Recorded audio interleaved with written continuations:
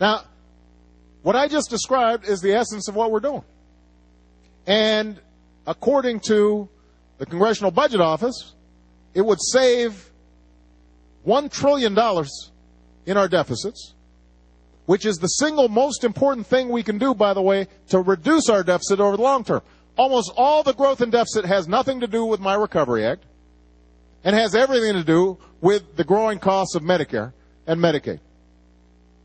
Almost all of it. You project out 20, 30 years, almost all the growth is because healthcare costs are just going out of control, and we've got an older population that's going to need more care.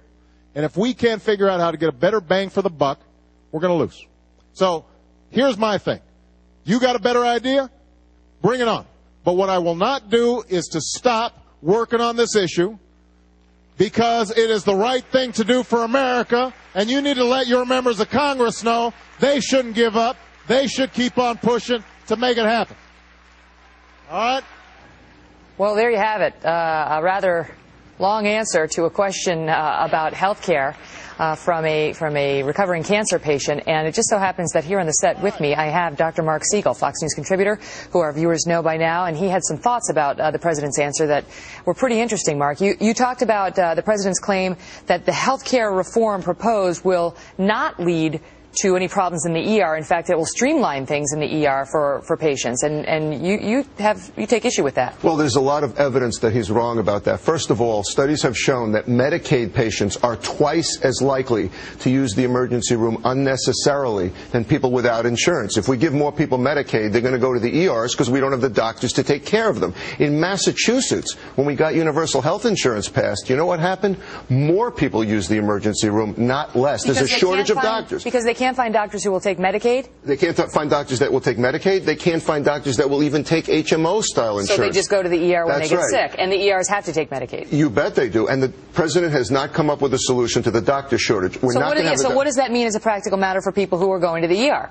Well, that's right. They're not going to get taken care of if they have really life-threatening conditions. The waits are going to get even longer? Much longer. Hours longer. People will wait in doctor's offices, but also in the emergency room. Seems impossible to believe that their ER wait could get any longer than it already is, as anybody who's been to the ER recently would attest to. Now, absolutely. He also talked about, he spoke to the woman who raised a question about her therapy, her cancer therapy, and said, don't worry, under my plan, you would get the therapy, the cancer therapy that you need. There's some question about that?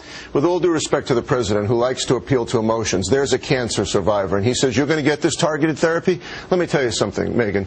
It's $50,000 to $100,000 a year for the current targeted therapies we have, without even considering what's in the pipeline. That's what insurance companies who fully insure you pay for cancer therapy. Rituximab, Herceptin, that's what it costs. And the newer ones are even more expensive. You think a one-size-fits-all insurance is going to pay for that? Okay, Mr. President, you're going to pay for that? What do you think is going to happen to premiums? They're going to skyrocket. This is what everyone's afraid of. Tremendous costs involved with this situation. It's a collision of cultures. If you're going to try to cover modern technology, you can't extend it across the board without reforming what we currently have. So as a practical matter, what would happen? I mean, the president says that woman and others like her would have the coverage. So it's just not true? They're going to try to get... Not in Canada, not in Europe. Those therapies are denied in places where you have universal health insurance.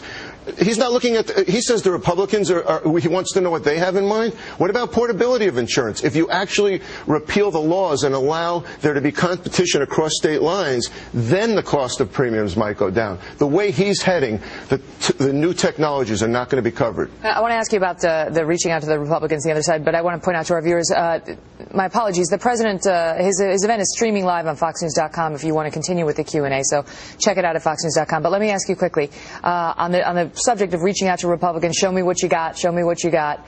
Malpractice reform, some Democrats say, oh, it's kind of already in there, tort reform. What really needs to happen? There's no tort reform in there. It's there in 39 states. It's not there in any of these bills. What tort reform is about, by the way, is cutting down on frivolous lawsuits. How about loser pays, the way Great Britain has? How about caps on non-medical damages? None of that are in the bills.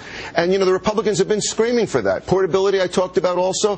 High deductible insurance, health savings accounts, more payment out of pocket, as John Stossel is always talking about. Make people pay for the care they need. Megan, when I go back to my office today, I'm going to see a lot of patients that don't need to be there because they have the kind of insurance that will allow them into the doctor's office unnecessarily. The health reform bills don't look at that. It's going to lead to more and more overuse, too costly, and we can't pay for it. And it doesn't necessarily address the question of where are all the doctors coming from. Where are the doctors coming from, and how are we going to cover technology?